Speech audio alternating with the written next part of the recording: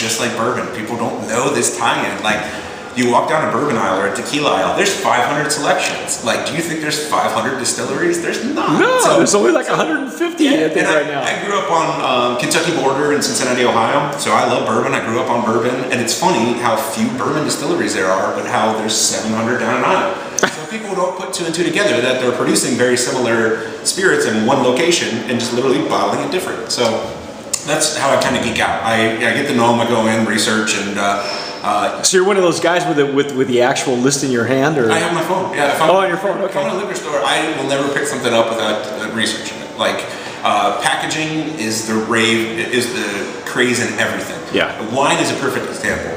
Wine really led it, because all these fancy, like, really wrapped bottles don't even say what the varietal is anymore. It's just a cartoon kind of label. But people go with price point, they go with the presentation. So tequila, some people will go with that.